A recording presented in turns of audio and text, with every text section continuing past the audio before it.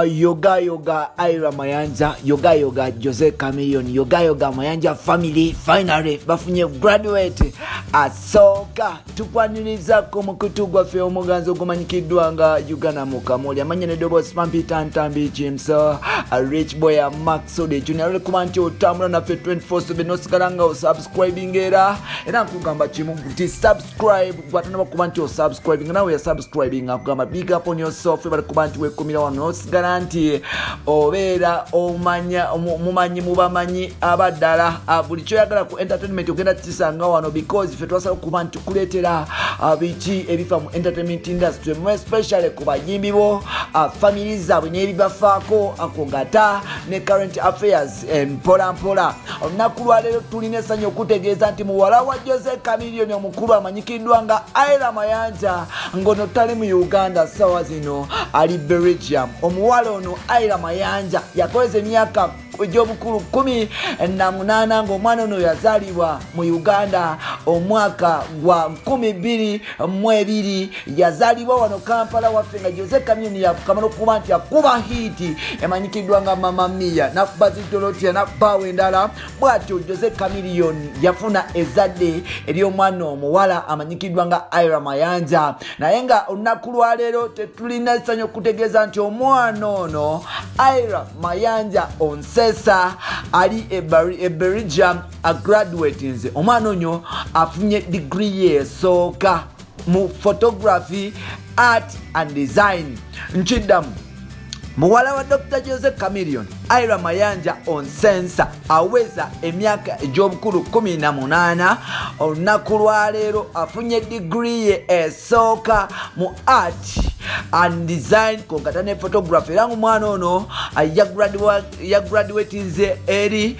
mu Belgium. Tujikire nti omwana ono basobola okuba nti bambi agende Belgium lumanyi okuba nti taata we yayawukana ne mama we because Jose Chameleon yali alumiriza mukyala mukulu amanyikiddwa nga Dorothea Onsesa mu Belgium ono kuba nti akozesa ebiragalalagala era nga ebiragalalagala bye yali akozesa ennyo ye cocaine. Dorothea yakwatibwa emisango mingi nga atunda cocaine era nga kino kyali kigenda kuviiramu Dr. Jose Chameleon obuzibu n'okuba nti career ye efa mpolampola so n'olwekyo yasobola okuba nti amutana okuba nti yeeyongerayo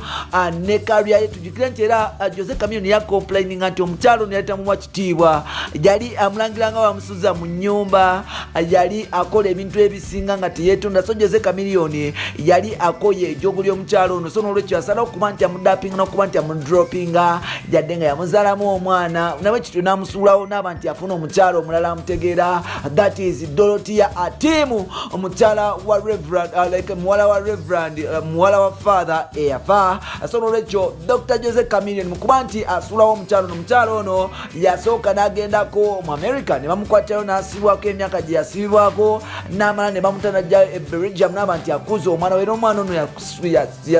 ebiseera ebisinga omwana ono asiiba nnyo ne ba ankobe bigambo bingi ebyayogera because Chameleon yakweka omwana ono n'amugya mu mawulire nga tatta bifaananyi byo okumala emyaka gyonna paka wezeza emyaka 18 egy'obukulu era nga bigambo bingi ebyavayo ne byogera mu Chameleon yakwata omwana ono n'amusadaka n'amutunda mu Illuminati omwana mbu simanya ayiika endusu simanya omwana ali awo tategeerekeka simanya omwana bamuyita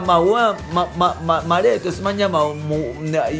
yazolika simanya omwana zole naye ng'ate byonna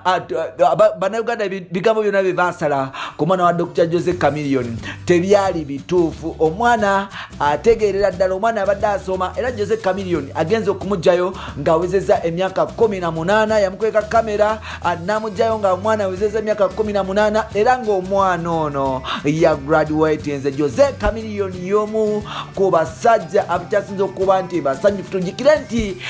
Jose Chameleon ne muganda we Bebe Cool balina abaana abakulu mutabani wa Bebe Cool abadde asomera ku KIU ng'akola course emanyikiddwa nga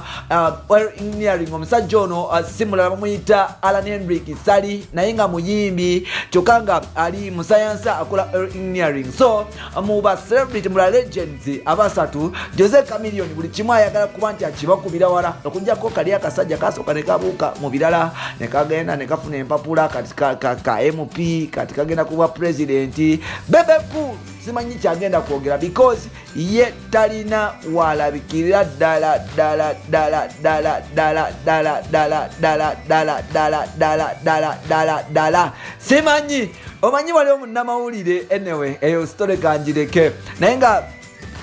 Jose nkugamba nti yoga Dr. Jose Chameleone yoga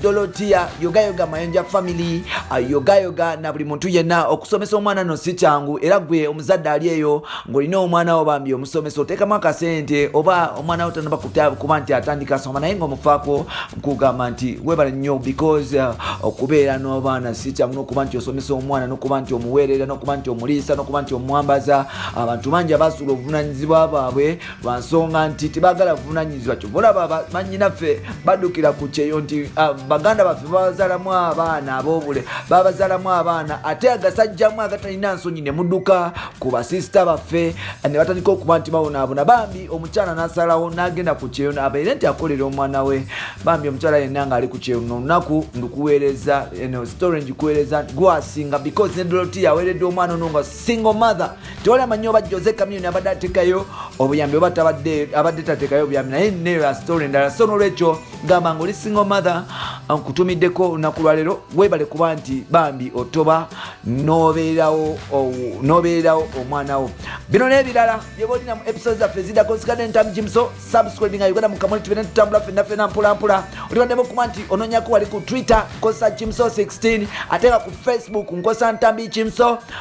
following page yaffe emanyikiddwa nga Uganda ku Kamoli ku Facebook tulina Facebook page ogenda okinoonyeko tubeere nga tutambula ffenna mpolampola wekumire wano mu system za Uganda mu Kamoli tubeere nga tubikutuusaako tubakugamba ffe wano tetuleeta palapase tukwata information nga bwali tukwata olugambo nga bwe luli tetujjamu yadde tondo n'obifuna n'obinyumirwa bye for now mbatumiddeko mwenna.